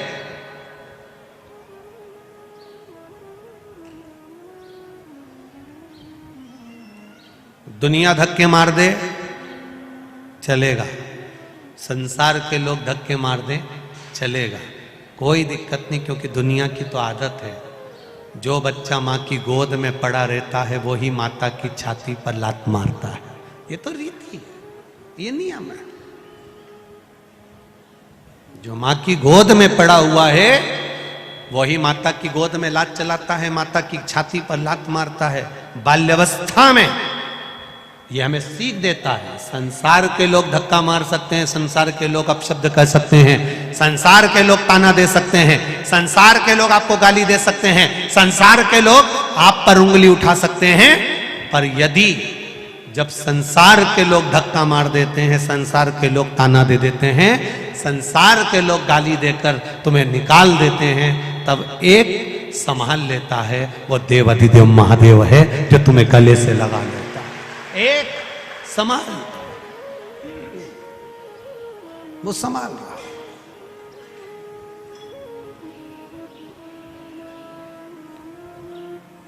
सभा लगी पुष्पों की,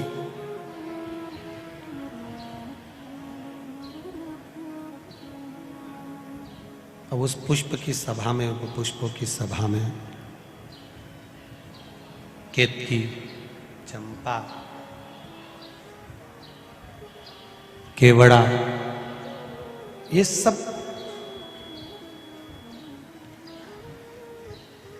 बड़े प्रसन्न हो रहे थे,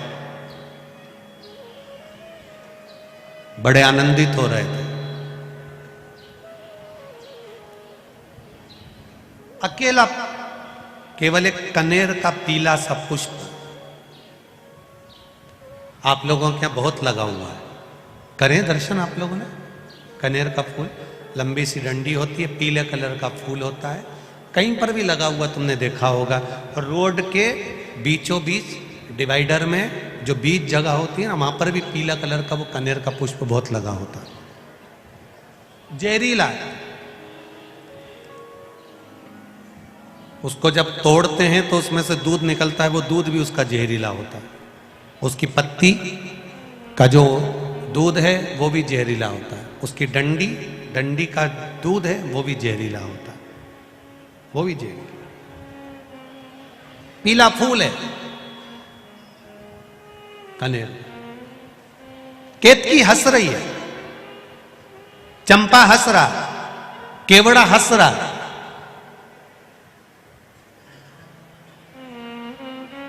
देवऋषि नारद का वहीं से निकलना हुआ।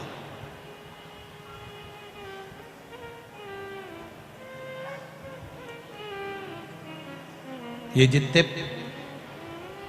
पुष्प के पौधे हैं,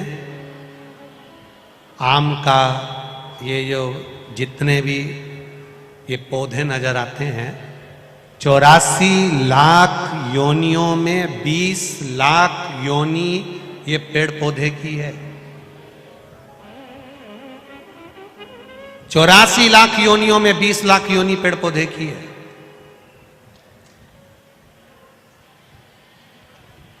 और उसमें भी जो सुगंधित पौधे हैं, प्रसन्न चित्त वाले पौधे हैं, जो बड़े सुगंध वाले, दिखने में सुंदर, अलौकिक लगने वाले, उसको लोग ज्यादा लगाना पसंद करते हैं, उसको अपने घर में लाना ज्यादा पसंद करते हैं। पर जो किसी काम का नहीं, बेकार है, जहरीला है, उसको लोग बाहर पटक देते हैं, उसकी कोई कीमत नहीं। 84 लाख योनियों में 20 लाख योनि पेड़ पौधे की है। और वो 20 लाख योनियों में भी कई वृक्ष ऐसे होते हैं, कई पौधे ऐसे होते हैं जिनको पटक दिया जाता है, जिसकी कोई मूलता नहीं रहती। उसमें एक केवड़ा है, उसमें एक कनेर है, कनेर पड़ा हुआ है। अब कौन पूछे? देव ऋषि नारद की दृष्टि पड़ गई।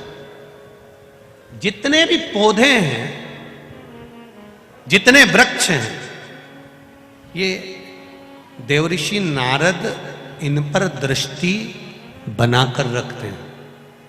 और देखिए, इनकी सेवा करना, इनका पोषण करना, इनको लगाना, इनकी परवरिश करना, ये हमारी जवाबदारी है।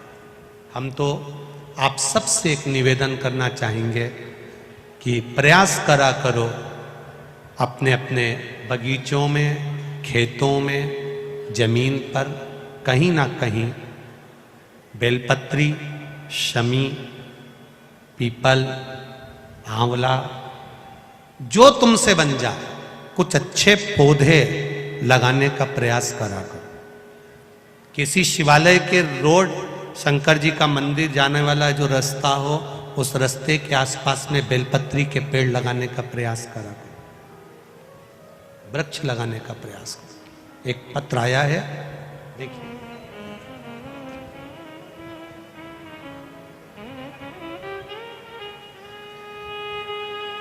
मेरा नाम उमा जोशी, पति दीपक जोशी, निवासी कानवन, तहसील बदनावर, जिला धार। कहीं बैठे हो तो हाथ हिलाइएगा, कहीं बैठे हो तो अपने आप ही हैं, दोनों हाथ हिला दो एक बार। हाँ, ऐसे एक बार वापिस हाथ हिलाइए, ऐसा हाथ हिला दो। मेरा नाम उमा जोशी है, पति का नाम दीपक जोशी है, निवासी कानवन, तहसील बदनावर, जिला धार। गुरुदेव, मेरी शादी 2010 में हुई थी। शादी के 5 साल हुए और मेरे पति को कैंसर हो गया। पति को कैंसर हुआ। गुरुदेव, मेरे यहां कोई संतान का सुख नहीं था। डॉक्टरों ने कह दिया तुम्हारे पति को कैंसर है, संतान का सुख मुश्किल है, और कैंसर भी बड़ा स्टेज पर पहुंच चुका है। गुरुदेव, कैंसर भी ठीक नहीं हो रहा था और संतान का सुख भी नहीं था। 2010 में शादी हो गई। 12 साल हो गए गुरुजी। 2015 में कैंसर हुआ, बढ़ता गया, बढ़ता गया, बढ़ता गया, संतान का सुख भी नहीं था।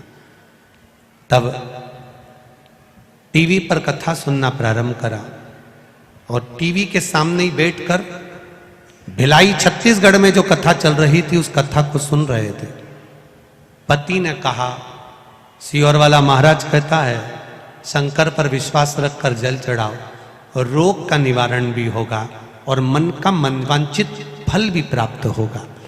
मैंने कहा सारे डॉक्टरों को दिखा लिया, इतने साल हो गए संतान नहीं है, 12 साल हो गए संतान का सुख नहीं, 10-12 साल हो रहे हैं, अब क्या सुख? और आपको भी कैंसर है, डॉक्टर भी कह रहे हैं कि नहीं हो सकता। पति ने कहा, सियोर वाला महाराज कह रहा है सफेद आंकड़े की जड़ का प्रयोग पशुपतिनाथ का व्रत एक बार करते हैं, दोनों मिलके करते। गुरुजी दोनों ने पशुपति व्रत प्रारंभ किया, सफेद आंकड़े की जड़ का प्रयोग कमर में तुमरुका जी का नाम लेकर बांधा। बाबा से मैं 2 प्रार्थना करती थी, बाबा एक इनका कैंसर ठीक कर दो, लास्ट स्टेज का बताया है, और मेरी गोदी भर दो, इतना ही बस मांगने आई हूं। गुरुजी लोग हंसते थे, एक बार जिसको कैंसर हो गया क्या ठीक होगा? और जिसको 10-12 साल शादी के हो गए क्या औलाद होगी? पर बाबा आज इस पंडाल में मैं दोनों को लेकर आई हूं, मेरा पति भी ठीक है और मेरी गोदी में मेरा बेटा है, मैं दोनों को लेकर। बेटा है साथ में, लिया लिया लिया जल्दी लाओ।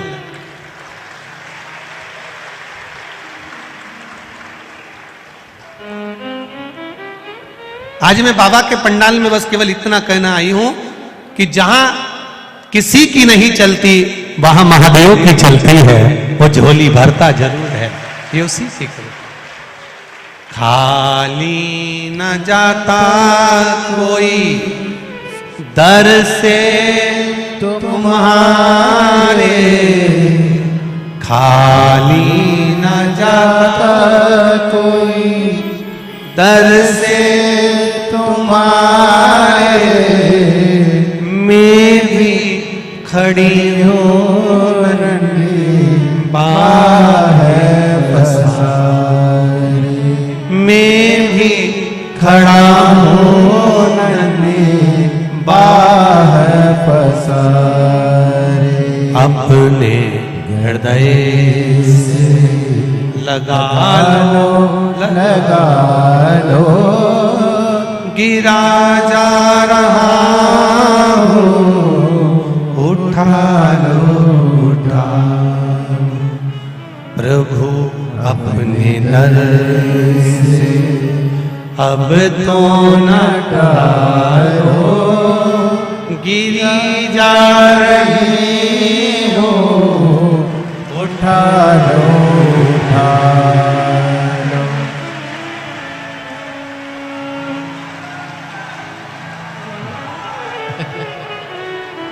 खाली न जाता कोई दर से तुम्हारे, खाली न जाता कोई दर से तुम्हारे, मैं भी खड़ा हूँ नन्हे। रोइए नहीं, बिल्कुल रोना बंद कर दो, अब रोना नहीं, अब तो बाबा के चरणों में रोना बंद। जब भी कथा में आओ ना तो रोना बंद कर दो, अब तो बाबा ने झोली भी भर दी और पति को भी ठीक कर दिया, अब क्या रोना? खाली न जाता कोई दर से तुम्हारे, मैं भी खड़ी हूँ बाहें पसारे, अपने हृदय से लगा लगा लो, गिरी जा रही हो उठा लो उठा लो। पत्र में बहन आपने लिखा है, उमा जी जोशी, शायद जिंदगी का पहला कोई व्याख्या होगा जिसमें पति को कैंसर हो और मेरी गोदी में नहीं भरी हो। डॉक्टरों ने दोनों तरफ से निराश किया था, पर दोनों खुशियां लेकर इस दरबार में खड़ी हूं, बाबा के दरवाजे। ये कृपा शिव की, उसके बिना कोई कृपा नहीं कर सकता। उसकी कृपा, उसकी उदारता, उसकी दया। आप जा रहे हो शिव मंदिर तक, आप जा रहे हो शंकर की चौखट तक, आप जा रहे हो शिव के शिवालय तक, आप एक लोटा जल शंकर जी को चढ़ा रहे हो, उसका फल खाली नहीं जाता है। टीवी के सामने कथा सुन रहे हो, फेसबुक यूट्यूब पर सुन रहे हो, दिल से सुन रहे हो, खाली नहीं जाता है। फिर कहूंगा, लाखों की संख्या में आप लोग आए हो। सिसोदिया जी को भी धन्यवाद दूंगा, बाहर से आए हुए लोगों के लिए भोजन व्यवस्था करना, इतनी पंडाल व्यवस्था करना, जल व्यवस्था करना। शरद जी आपको बहुत बहुत साधुवाद है, आपकी टीम को साधुवाद। लाखों की संख्या में आए हो, लाखों की संख्या। जो विश्वास लेकर आए हो, जो भरोसा लेकर आए हो, ना जाने इतने सारे शहर छोड़कर, बड़े बड़े नगर छोड़कर ये शिव महापुराण ये जंगल में क्यों पहुंची, ये तो हमको भी नहीं मालूम, पर विश्वास कहता है कि कुछ आपकी झोली भरने के लिए आई होगी, कुछ कृपा करने के लिए आई होगी, हमको भी नहीं। पूरे कोटेश्वर के आसपास देखो तो कोई मकान नहीं मिलेगा, कोई घर नहीं मिलेगा, जंगल ही जंगल है। इस जंगल में इतना मंगल हो जाना, ये शिव के सिवा कुछ नहीं हो सकता। बहुत दूर दूर से आप लोग गाड़ियां भरा भरा कर लेकर आ रहे हो। 5 दिन की कथा है। दिल से सुन ली, 3 महीने में वो क्या देगा, 3 महीने भी जाने दो। उज्जैन की कथा में तुम्हारा पत्र रखा मिलेगा, ये मेरा विश्वास कहता है, ये मेरा भरोसा करता है। विश्वास जिसने दिल से सुनी है, जिसने भरोसे से सुनी है, जिसने दृढ़ता से सुनी, छल से नहीं, दिखावे से नहीं। छल और दिखावा तो होना ही नहीं। अब दिल से सुनो, जहां मिल जाए। कल भी टेंट बढ़ाया, आज भी पूरा टेंट और बढ़ाया जाएगा। माना आप लोग ज्यादा संख्या में आए हो, खड़े हो, जगह नहीं, फिर भी आपका विश्वास 3 घंटे तक एक जैसे धूप में खड़े रहना, बाहर खड़े खड़े खड़े खड़े कथा को श्रवण करना, ये विश्वास नहीं तो और क्या है। कनेर विषैला है, कनेर का फूल सुगंध नहीं है, कनेर के पुष्प में कोई सुगंध नहीं, कोई तत्व नहीं। पड़ा है, केतकी हंस रही है, केवड़ा हंस रहा है, चंपा हंस रहा है। दुनिया के लोग जिस पर हंसते हैं, दुनिया के लोग जिस पर उंगली उठाते हैं, दुनिया के लोग जिससे नफरत करते हैं, मेरा महादेव उससे प्रेम करता है, मेरा महादेव उसको प्यार दे दिया धक्का किसी। दुनिया के लोग जिससे नफरत करते, दुनिया के लोग जिसको धिक्कार देते हैं, धतूरे को कौन पूछे, कांटे वाले पौधे को कौन पूछे, कनेर को कौन पूछे। कोई पशु पक्षी नहीं खाता कनेर को, विष भरा है, आंकड़े में विष भरा है, मंदार में विष भरा है। समी के पत्ते कांटों में पैदा होते हैं, बेलपत्री का पत्ता कांटों में पैदा होता है, सब में कुछ ना कुछ दोष है।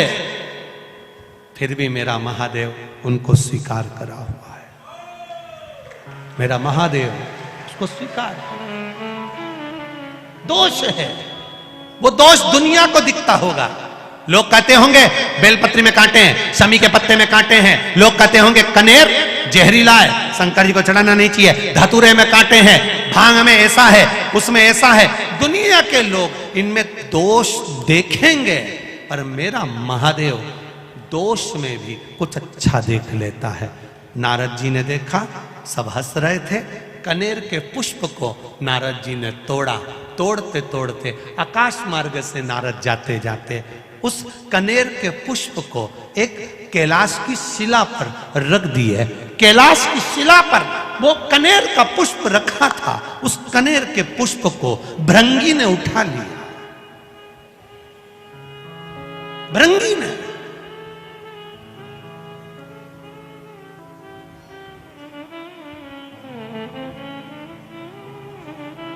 और भृंगी उस कनेर के पुष्प को उठा लेता है। श्रृंगी ने देखा कि भृंगी ने कनेर का पुष्प उठाया। श्रृंगी ने आवाज लगाकर कहा, भृंगी क्या कर रहे हो? भृंगी कह रहे हैं, मैं जब महादेव से मिलकर आया था तो महादेव के आज चरणों में कोई पुष्प नहीं था। देवाधिदेव महादेव के श्रृंगार में कोई पुष्प नहीं था। श्रृंगी ने कहा, यह पुष्प में सुगंध नहीं है, इसीलिए इसको कोई देवता स्वीकार नहीं करते। भृंगी ने कहा, शमशान की राख मनुष्य के कपड़े पर लग जाती है तो मुर्दा जलाकर आने के बाद नहाना पड़ता है। वो शमशान की राख महादेव पर चढ़ जाती है तो वो भी पैकेट में बंद होकर लाखों की बिक जाती है। शमशान की राख मनुष्य के कपड़े पर लग जाए तो उसको शमशान से आकर नहाना पड़ता है। वो शमशान की राख महादेव पर चढ़ जाए तो वो भस्मी बन जाती है। शरीर पर महादेव के लगने के बाद चपटी भभूत में है खजाना कुबेर का, उसकी भस्म से भी कुबेर का खजाना झड़ता है। तो ये कनेर भी कुबेर के खजाने से कम नहीं होगा, मेरा विश्वास कहता है, ये मेरा विश्वास कहता है। भृंगी ने कनेर का पुष्प उठाया, ले गया। श्रृंगी दुमदुमी बजा रहा है।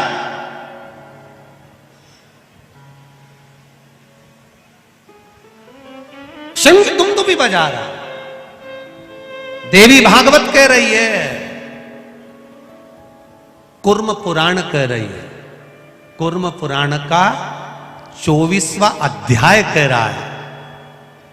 भृंगी ने पुष्प उठाया और श्रृंगी दुमदुमी बजा रहा है।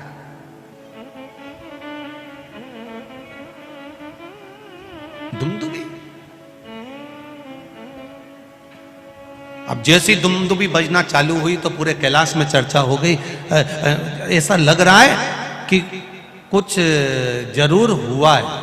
इतनी दुमदुमी बज रही तो जरूर कुछ हुआ है। अब हुआ क्या है पता करो। माता पार्वती जी ने गणेश जी को भेजा, माता पार्वती जी ने कार्तिकेय को भेजा। माता पार्वती जी ने जब गणेश कार्तिकेय को भेजा तो गणेश जी महाराज ने अपनी सूंड में जल भरकर ऊपर की ओर फेंका। देवताओं को लगा जरूर कोई बात है। सारे देवता आकर खड़े हुए। हुआ क्या है? दुमदुमी भी अचानक क्यों बजने लगे? अपने गांव में अचानक ढोल बजने लगे तो पता तो करना पड़ेगा कि हुआ क्या है, किसके घर छोरा हुआ, किसके यहाँ शादी हुई, किसके यहाँ क्या हुआ। तो मालूम पड़े कि साहब ना तो छोरा हुआ ना शादी हुई, फिर ढोल क्यों बजे? तो के साहब वो मांगने वाला कोई आया है तो वो आटा मांग रिया है तो ढोल बजा रिया है। तो क्या मांगने के लिए ढोल की क्या जरूरत पड़ गई? तो क्या लोगों की बेल बजाओ तो गाली दे, ढोल बजाओ तो ताली बजाए, तो इसलिए ढोल बजा। तो इसने आखिर बात क्या है? दुमदुमी बजी तो क्यों बजी? दुमदुमी बजने का कारण क्या है? जो दुमदुमी का नाद पड़ा सारे देवता आकर खड़े हो गए। इतने में भृंगी ने एक कनेर का पुष्प, मात्र कनेर का, जिसमें विष भरा हुआ है, किसी काम का नहीं, जिसमें सुगंध तक नहीं है, जो कोई काम का नहीं था, उस कनेर के पुष्प को भृंगी ने देवाधिदेव महादेव के चरणों में जैसे ही रखा, पार्वती जी ने उस पुष्प को देखा, देखकर विचार करा, जो भी सुगंधित पुष्प आता था शिव जी के ऊपर चढ़ता था, भले इसमें विष भरा है, क्यों ना ये भी शिव पे चढ़े। पार्वती जी ने उठाकर शंकर भगवान के कानों में उस पुष्प को लगा दिया। कनेर का वो फूल आज भी शंकर भगवान के फोटो में, पुराने फोटो में, पुराने चित्र में शिव जी के कान में लगा हुआ। कभी कभी किसी ने दर्शन करा है किसी ने ऐसा दर्शन कि शिव जी के कान में कनेर का फूल लगा हुआ देखा होगा। तब पार्वती जी ने कानों में उस पुष्प को लगाया। देवाधिदेव महादेव नेत्र बंद कर स्मरण करते हुए देख रहे हैं। देवता खड़े होकर अपने आप को विचार कर रहे हैं कि यह पुष्प शिव जी पर कितना सुशोभित हो रहा है, ये पुष्प हमको भी मिलना चाहिए। भगवान शिव ने नेत्र खोलकर कहा, ये मुझ पर चढ़ा है, देवताओं को भी प्रिय लगा है, सभी देवताओं को कनेर का पुष्प समर्पित होगा और वो कल्याण करने वाला। महाराज,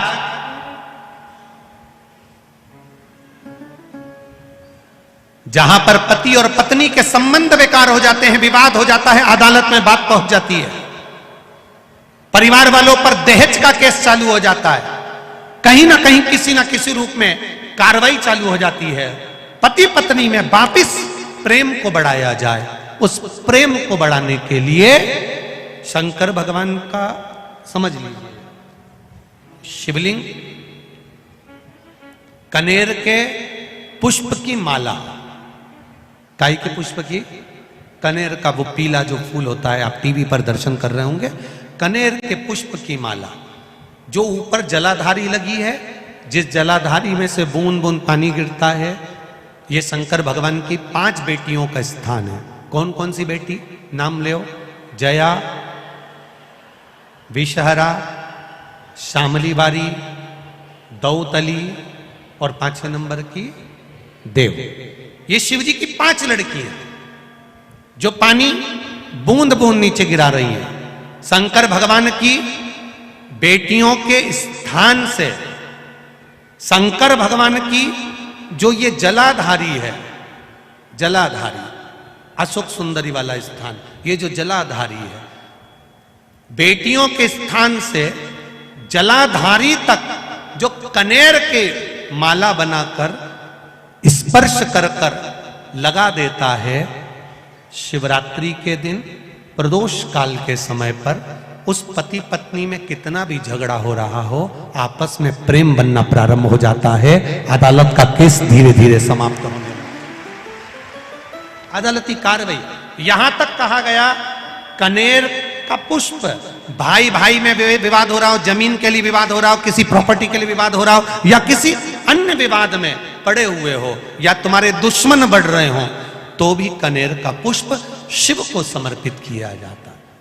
कनेर का पुष्प सुख प्रदान करना, आनंद देना, जिसको कोई ना पाए उसको मेरा महादेव पाए। महाराज, खाली ना जाता कोई दर से तुम्हारे, मैं भी खड़ा हूं नन्ही पाए बसारे, अपने हृदय से लगा लो गिरा जा रहा उठा लो शिव कथा करें। कल कोई माता जी ने पत्र लिखा था, उसमें लिखा था, गुरुजी हमारे पत्र नहीं पढ़ते। पत्र बहुत सारे रहते हैं, हम प्रयास करेंगे कल की कथा में आपके पत्रों को भी लिया जाए। नए पत्र आएंगे, उसके साथ आपके पत्र भी कल की कथा में हम लेंगे, प्रयास करेंगे। भगवान शिव की कथा करें। दूसरे नंबर का पुष्प, पहला कौन सा है, बोलते जाओ, पारिजात। दूसरा कनेर का पुष्प, सुख प्रदान करने वाला, आनंद देने वाला, शिव को प्रियता में भी प्रिय। महाराज, भगवान शंकर और माता पार्वती जी का मंगल विवाह हो रहा है। जोरदार ताली बजाकर शिव पार्वती के मंगल विवाह का दर्शन करेंगे आनंद के साथ। एक पत्र में प्रश्न अच्छा है, 2 मिनट आप लोग इसका स्मरण करें। अच्छा प्रश्न है। पूर्ण कामेश्वर महादेव मंदिर भैसोला चौपाटी से यह पत्र आया है, जिसमें लिखा है, गुरुदेव, गणेश जी, कार्तिकेय जी, पार्वती जी अलग अलग बैठते हैं। हम लोग शिव जी पर जल चढ़ाते हैं तो इन पे भी जल चढ़ाते हैं, इनको भी पंचामृत चढ़ाते हैं। चढ़ाना चाहिए, नहीं चढ़ाना चाहिए? ध्यान देना, गणेश जी, कार्तिकेय जो भी विराजमान रहते हैं, पार्वती, इनका श्रृंगार ब्राह्मण देवता कर देते हैं, पंडित जी कर देते हैं। इसलिए इन पर अभिषेक जल, दही, शहद, घी नहीं चढ़ाना चाहिए।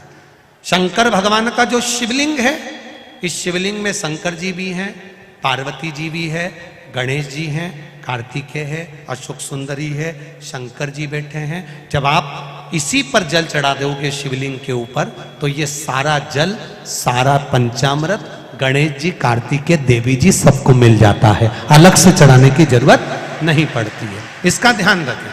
ब्राह्मण देवता जब मंदिर में पार्वती, गणेश जी, कार्तिकेय का श्रृंगार कर देते हैं, तो उन पर जल या पंचामृत नहीं चढ़ाना चाहिए, केवल शिवलिंग पर चढ़ाओ, शिवलिंग का पूजन करो। माता पार्वती जी शिव जी के गले में जयमाला पहना रही हैं, जोरदार ताली बजाएं, हर हर